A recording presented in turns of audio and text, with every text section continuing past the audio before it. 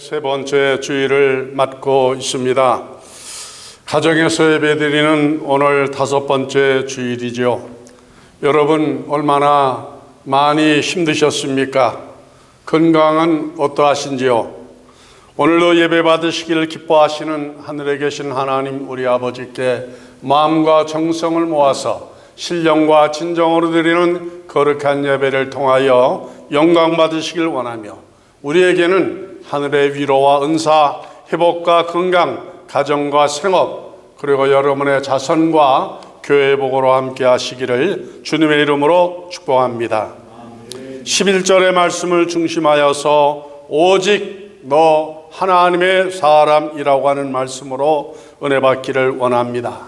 누가 누구에게 주신 말씀이었습니까?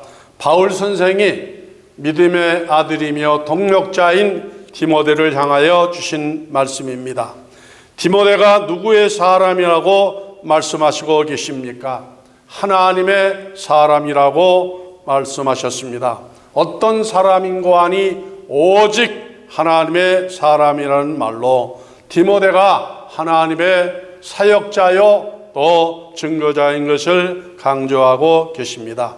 이 말은 모든 사람이 다 하나님의 사람이 아니라는 말입니다. 하나님께서 귀하게 여기시는 믿음의 사람도 있지만은 그렇지 않은 사람도 있는 것을 말씀하고 있습니다. 여러분은 하나님께 어떤 사람이라고 생각하고 계십니까? 우리는 자신에 대해서 우리가 어떤 사람인지 분명하게 알지 못하고 있습니다. 그러나 성경은 우리가 하나님 앞에 어떤 존재인가에 대해서 분명하게 기록하고 있습니다. 예를 들면 요한복음 3장 16절 이하에 하나님이 세상을 이처럼 사랑하사 독생자를 주셨으니 이는 저를 믿는 자마다 멸망치 않고 영생을 얻게 하려 하심이라고 기록하고 있습니다. 성경은 하나님의 말씀입니다. 성경은 우리에게 하나님이 어떤 분이신가, 그분의 존재에 대해서 가르쳐주는 말씀입니다. 하나님이 누구를 위하여 독생자를 세상에 보내셨다고 말씀하셨습니까? 나를 위해서, 우리를 위해서 하나님이 독생자 예수 그리스도를 세상에 보내주셨다고 분명히 말씀하여 주고 있습니다. 예수님을 세상에 보내신 이유가 무엇이냐면은 우리를 죄와 사망에서 구원하시기 위해서라고 말씀하여 주었습니다. 다시 말하면은 다른 방법과 길로는 우리 인생들이 구원함을 받을 길이 없고 죄에서 속함을 받을 방법이 없기 때문에 하나님이신 예수님이 이 땅에 우리를 위해서 오셨다고 하는 말씀입니다. 세상에 수많은 그 어떤 종교로도 우리의 죄의 문제가 해결되지 않습니다. 도대체 하나님이 무엇이 답답하셔서 우리를 위해서 독생자 예수 그리스도를 세상에 보내실 뿐만이 아니라 그로 인해서 또 많은 고초와 고통, 천대와 멸시를 받으실 뿐만 아니라 십자가에서 혹독한 참으로 아픔을 당하시지 아니하셨습니까? 왜 그렇게 하셨을까요? 그 이유가 무엇이라고 성경이 말씀하고 있습니까? 사랑하시기 때문이라 그랬습니다. 하나님이 누구를 사랑하셨다고요? 놀라운 일이죠. 나 같은 사람, 우리와 같이 참 연약한 지체들을 사랑하셨다 그랬습니다.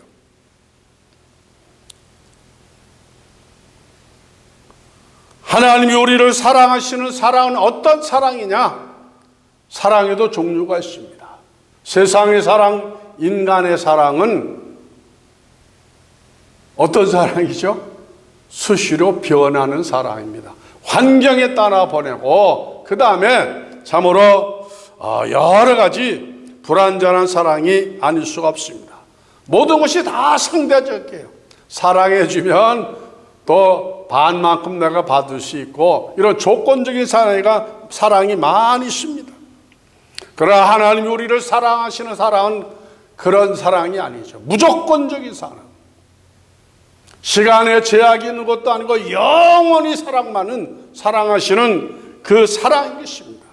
그 사랑의 크기가 참으로 청량할 수 없고 바다보다 깊고 하늘보다 높은 그러한 사랑으로 우리를 사랑하시되 언제까지 사랑하신다고요?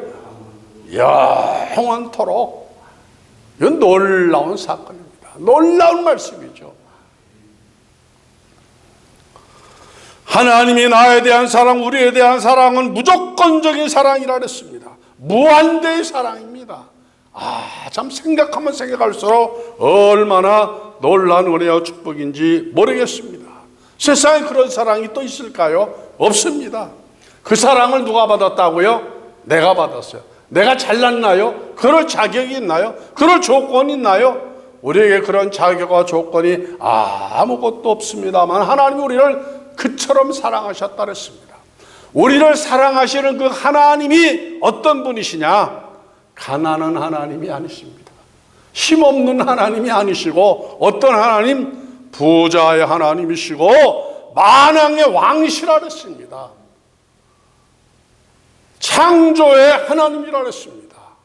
영혼을 지배하시는 전능하신 하나님이라고 말씀하고 있습니다.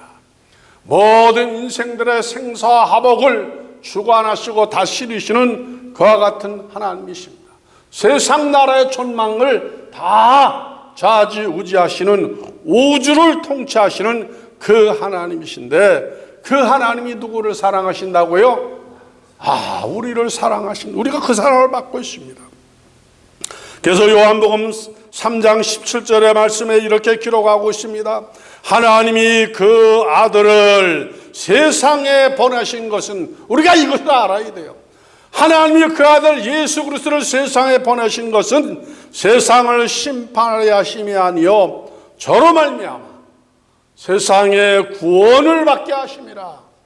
예수 그리스도로 말미암아 구원을 받게 하심이라. 누가 구원을 받는다고요? 내가 구원을 받게 하리라. 인생이 구원받는 길은 많이 있는 것이 아니에요. 여러 가지 길이 있는 것이 아닙니다. 여러분들이 집에서 이 교회까지 오기 위해서는 하나의 길만 있는 것이 아니죠. 뭐 돌아갈 수도 있고 그 다음에 뭐 새길로도 갈 수 있고 수십 가지의 길이 있지만은 그러나 구원받는 길은 몇 개밖에 없다고요? 하나밖에 없습니다. 하나밖에 없는 거예요. 절대로 속지 마시기 바랍니다. 예수 그리스도를 통하지 아니하고는 어떤 누구도 그 나라에 돌아갈 수가 없습니다. 가끔 어리석은 사람들이 다른 종교에도 구원이 있는 건 아니라고 이렇게 생각하는 사람이 있습니다. 성경은 아주 단호하게 분명하게 말씀하여 줬습니다. 예수님께서 말씀하시기를 내가 곧 길이요 진리라 그랬습니다. 생명이라 그랬어요. 나를 통하지 않고는 아버지께 갈 사람이 아무도 없다고 말씀하여 줬습니다. 옛날이나 지금이나 앞으로도 예수 그리스도를 통하지 아니하고서는 그 어떤 누구도 하나님의 나라에 들어갈 수가 없는 것을 말씀하여 주고 있습니다.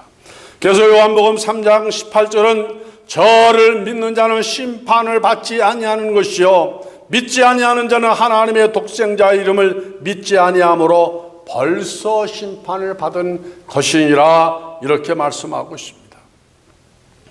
여러분에게 묻습니다. 하나님이 나를 위해 구원자로 예수 그리스도를 세상에 보내신 것을 믿으시면 한번 하나님 앞에 큰 소리로 아멘 해보시기 바랍니다. 아멘. 그렇습니다. 예수를 믿는 것은 무엇과 같은 것인가 하니 제가 한번 제 자신의 경험했던 것을 예화로 한번 말씀을 드려보겠습니다. 제가 미국에 처음 오기 위해서 미국 선교본부에서 초청장을 보낸 것을 받았습니다. 벌써 47년 전, 근 50년 전의 일이네요. 그것을 가지고 여권 수소했습니다. 당시는 여행이 자유롭지 못한 시절이었기 때문에 여권 얻는 것도 쉽지가 않았어요.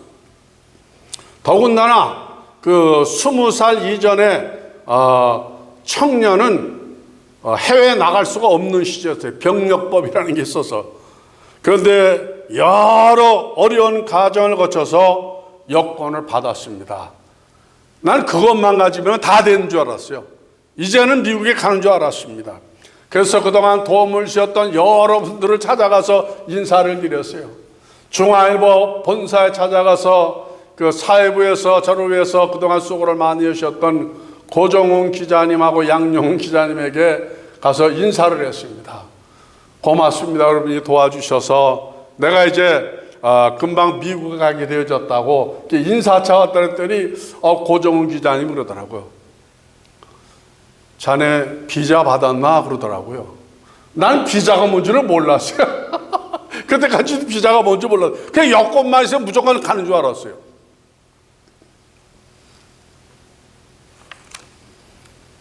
이게 비자가 뭐죠? 그랬더니 그게 없이 미국에 못 간다 그러더라고요.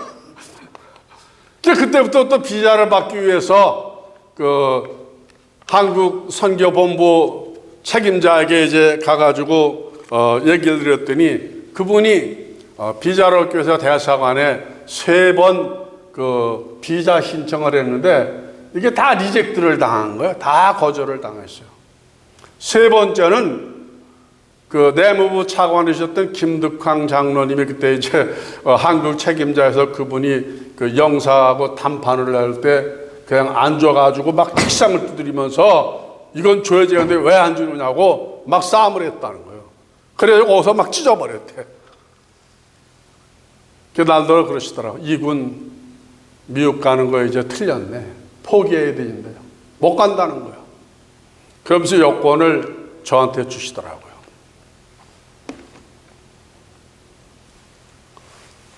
그래서 그걸 받아들고 그 다음날 제가 무조건 영사관에 갔어요. 대사관에 가가지고 그 여권을 집어넣고서 그 이제 영사한테 딘 마틴 영사한테 면담 신청을 했어요. 근데 그때 어디에서 그런 생각과 배짱이 난지 모르겠어요. 근데 후일에 알았어요. 하나님께서 오늘의 나를 만드시기 위해서 그때부터 작업을 하셨더라고요. 성령께서 이끌어 주셔가지고. 근데 왜 비자를 안 줬느냐 하면은 그때 그 선교기관을 통하여서 여러 사람이 미국에 갔는데 다 안 나왔다는 거예요. 나도 가면은 안 나올 거 분명하니까 거절한 거예요.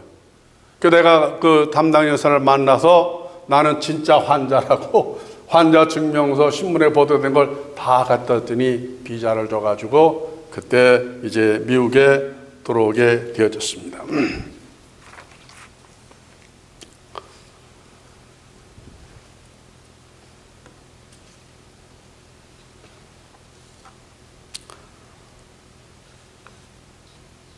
참 예수를 믿는 것은 무엇과 같은 거 아니? 이 비자와 같은 거더라고. 비자가 뭐다 대단한 건 줄 알았더니 아무것도 아니고 여권 한 페이지에다 그냥 도장만 찍어주는 거더라고요. 도장. 예? 난 뭐 여권 모양 큰 건 줄 알았더니 그냥 거기에 스탬프 하나 찍어주면 그거 가지고 들어오는 거예요. 우리가 천국에 가는 것도 세상에서 얼마나 잘 살았냐가 중요하지 않습니다. 얼마나 성공했는지도 상관하지 않습니다. 얼마나 착한 일을 했는지도 관여하지 않습니다. 얼마나 공부를 많이 하는 것도 구원의 조건이 되지 않습니다. 조건은 무엇이냐면 그 기준을 누가 세우느냐? 세상이 세운 것이 아니고 사람이 세운 것이 아니고 심판자 되시는 하나님이 세우셨습니다. 그 기준이 뭐죠? 예수를 믿느냐 안 믿느냐 다른 조건 아무것도 없어요. 믿으면은 도장을 딱 치는 거예요. 그것 가지고 우리가 하나님 나라에 들어가는 거죠. 다른 것 가지고는 아무것도 소용이 없는 것입니다.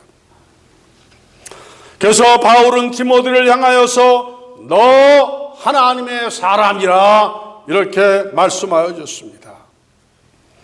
세상 모든 사람이 천국행 비자를 받는 것이 아니라는 말이죠. 디모데가 하나님의 사람이 되었었던 것은 그가 원해서 되어진 것도 아니고 그가 노력해서 되어진 것도 아니고 누구의 은혜로 되어진 거예요?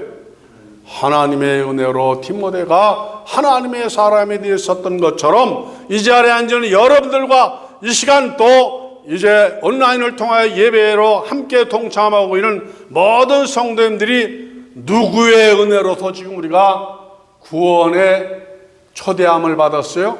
하나님의 은혜죠. 예수 그리스도의 은혜입니다.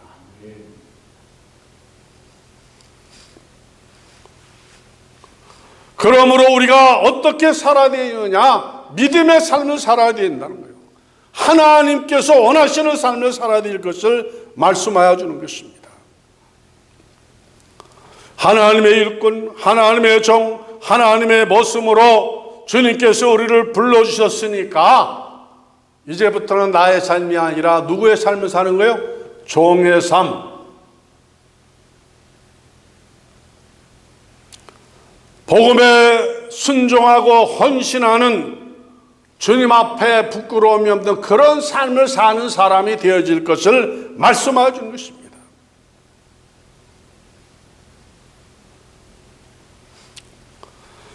우리가 하나님의 사람이 되어졌기 때문에 어떻게 살아야 할까에 대해서 11절은 이렇게 기록하고 있습니다.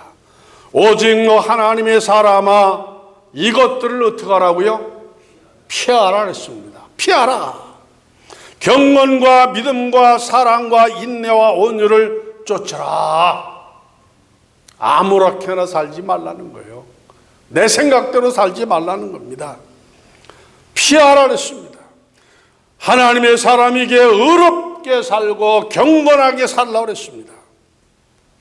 이웃을 향하여서 도움이 돼. 유익한 삶을 살라는 거예요. 자기만 위해서 살지 말고. 그렇게 살기 위해서 우리는 온유를 쫓으라 그랬습니다. 온유를 쫓으라. 이 말이 무슨 말이냐면요, 자기 마음대로 살지 말라는 거예요. 말하는 것도 하고 싶은 말 다 하고 살지 말라는 거예요. 생각나는 대로 아무렇게나 살지 말라는 겁니다. 우리가 피해야 할 것에 대해서 첫째 무엇을 피하라는 거니? 교만하지 말라 했어요. 교만하지 말라. 내가 하나님의 사람이 되어진 것, 천국의 백성 되어진 것, 교만하지 말라 그랬어요. 성경은 뭐라고 말씀하는 거니? 교만은 무엇의 앞자리라 그랬죠? 패망의 앞잡이, 넘어짐의 앞잡이라고 말씀하여 줬습니다. 다음으로 우리가 피해야 할 것은 변론을 피하라 그랬습니다. 변론. 가끔 신문에 보도되는 내용이 심심치 않게 나올 때가 있습니다. 그게 뭐냐면은 종교 간 회의라는 걸 LA에서도 가끔 하더라고요. 제가 아는 목사 한 분도 거기에 관여했었는데 지금은 저 타주로 가 계십니다만은 그 모임에 오면은요, 누가 모이냐면은 그분이 기독교 대표로 들어가 있고, 그 다음에 또 스님이 와 있고, 그 다음에 뭐 다른 종파의 사람 대여섯 분들이 모여가지고 종교회라는 것이에요. 그분의 주제가 뭐냐면은 세계 평화야. 아니, 종교인들이 모여서 아무리 1000번, 10,000번 회의를 해간다고 세계 평화가 이루어질까요? 그거 웃기는 얘기예요. 웃기는 얘기. 웃기는 얘기예요. 아무런 유익이 없습니다. 유익이 없는 거예요. 그 시간 낭비하고 에너지 낭비하는 겁니다. 이단자들과 논쟁에서 우리에게 도움될 것이 아무것도 없어요. 그래서 성경은 뭐라고 말씀하니? 상대하지 말라 했어요. 상대하지 말라. 인사도 하지 말라 그랬어요. 저들은 구원의 방법과 길을 알지 못하기 때문에 우리하고 대화가 되지 않는 거예요. 통하지 않습니다. 예수님의 죽으신 이유와 부활의 이유를 알지 못하기 때문에 성경도 모르는 거죠. 성경 모르는 사람은 천국을 알아요, 몰라요? 모르죠. 구원을 알아요, 몰라요? 모릅니다. 모르는 거예요. 하나님이 심판자 되심도 알지 못합니다. 예수 그리스도를 통하여 주시는 축복이 얼마나 귀한지 모르는 거예요. 모르는 거예요. 다음으로 우리가 피해야 할 것은 4절이 있습니다. 4절을 제가 읽어봅니다. 저는 교만하여 아무것도 알지 못하고 변론과 언쟁을 좋아하는 자니 이로써 투기와 분쟁과 회방과 악한 생각이 난다 그랬습니다. 여기에 보니까 무엇을 또 피하라느냐 하면은 투기와 회방이라고 말씀했어요.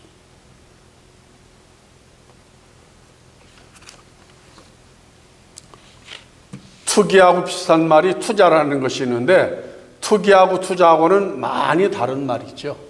투자는 뭐 좋은 의미에서 이제 이익을 위해서 합니다만은, 투기라고 하는 것은 자기만 어떻게 아주 살짝 이익을 얻기 위해서 남이와 꼬꾸라지든지 말든지 그냥 그렇게 일종의 뭐 사기 수법과 같이 그렇게 행한 것을 말하는 겁니다. 우리가 하나님의 사람이라면은 그런데 절대로 속 안에 먹어서 다니 되지만은 그런 것에 빠져서도 아니 될 것을 말씀하여 주는 것이죠. 특별히 분쟁을 피하라고 했습니다. 사람이 사는 것에는 항상 분쟁이 떠나지 아니하는 거예요. 교회에도 분쟁이 있어요, 없어요? 교회에도 분쟁이 있죠. 분쟁이 있습니다. 분쟁은 누구를 슬프게 하는 거 아니 주님을 슬프게 하는 거예요. 교회를 병들게 하는 겁니다. 믿음의 사람들에게 상처를 주는 겁니다. 분쟁을 제일 좋아하는 게 누구예요? 마귀가 제일 좋아하는 거예요, 마귀가. 그래서 마귀는 계속 분쟁의 요소를 그냥 각 사람한테 심어주고, 그 다음에 그냥 자꾸만 돌리는 거죠. 여기 우리가 넘어가면 안 되는 거예요. 특별히 그 디모데 성경은 목회서신하고 말하지 않았습니까? 교회에게 주시는 말씀이 아닙니까? 교회, 우리가 지도자 되어진 사람들, 믿음의 사람들이 정신을 버뜩 차려서 이러한 그 사단의 술책을 분별해내고, 누가 그런데 만약 휘말렸으면은 과감하게 지적해주고 그 다음에 바로 잡아줄 수 있는 그러한 지혜가 있을 것을 말씀하여 주고 있습니다. 5절의 말씀을 보고서 말씀을 정리하겠습니다. 마음이 부패해지고 진리를 잃어버려 경건을 이계절에 생각하는 자들의 다툼이 일어나느니라. 이 말이 무슨 말이죠? 언제 우리의 마음이 믿음에서 떠나 교회를 혼란케 하는가, 악한 사람이 되어지는가, 진리를 잃어버릴 때라 했습니다. 믿음에서 떠날 때라 했습니다. 하나님의 말씀대로 살지 아니할 때라 했습니다. 우리는 어떠한 사람인가 하니 하나님의 사람, 주님을 만날 사람입니다. 구원받을 사람이에요. 하나님의 심판대 앞에 두렵고 떨리며 서는 사람이 아니라 영광스럽게 설 사람들이기 때문에 우리에게 주어진 이 생명기간 동안에 시시하게 살지 말아야 돼요. 아무렇게나 살아나니 되십니다. 정말로 주님이 보실 때, 야, 너 참 멋있다. 멋있다. 멋있다. 어떻게 그렇게 참 내 마음을 기쁘게 하고 시원케 해주니? 그러면서 주님께 칭찬받고 위로받고 상급받으며 살 수 있는 그러한 큰 종들이 다 되어지시기를 주님의 이름으로 축원합니다.